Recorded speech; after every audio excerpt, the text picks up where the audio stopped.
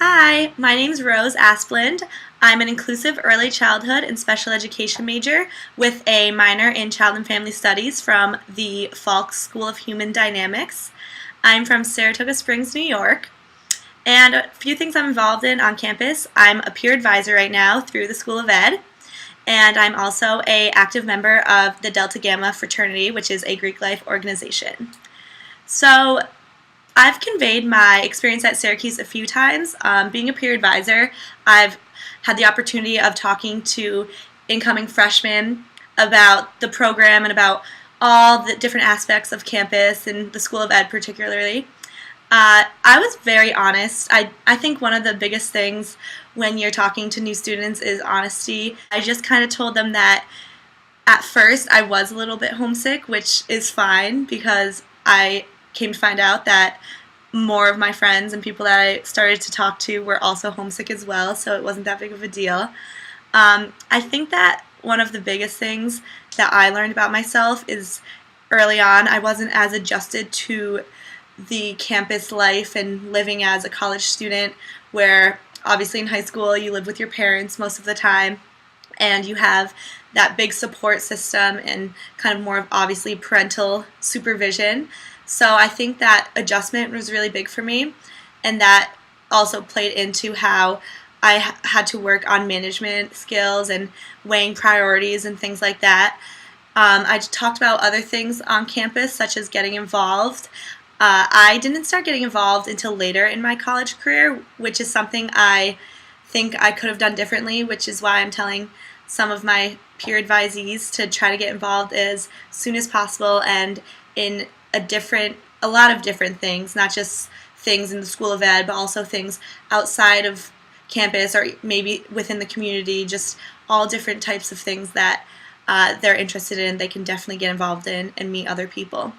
So in regards to my academic experience, it was a little bit similar. I knew it was going to be a lot of work coming in as a freshman.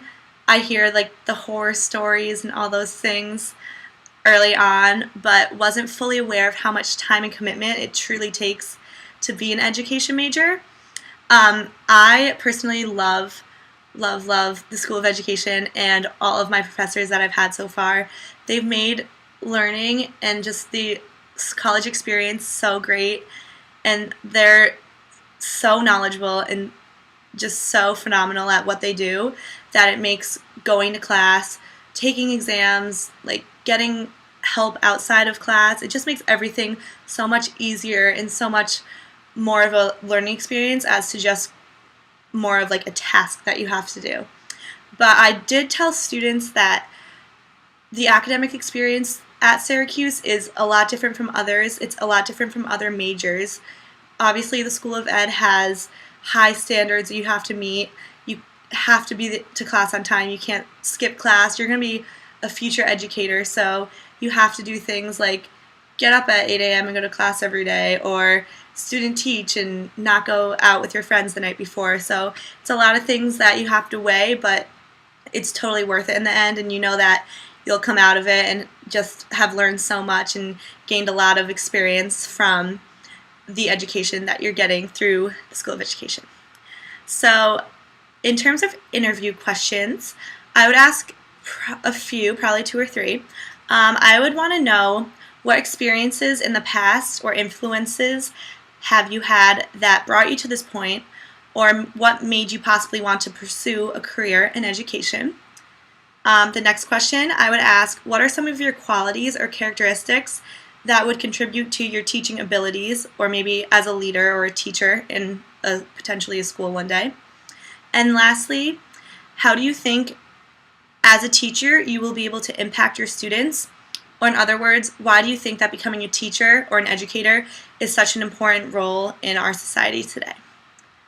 So for the last part, if I was to encounter some of these situations, let's see, for a student that begins to cry while telling a story, obviously something that they're telling me is deeply personal to them and has affected them in some serious ways, so I'll do everything I can to support and comfort this student and tell them it's okay and thank you for sharing this, because it clearly wasn't something that has been easy in your life or something that you've been trying to tell everyone. Obviously it's been hard, but I'd just be there to support them and tell them it's okay. Like, it happens all the time. It's obviously something. It's good that you can share these things and kind of let yourself go a little bit, and you're truly passionate about something, which is awesome.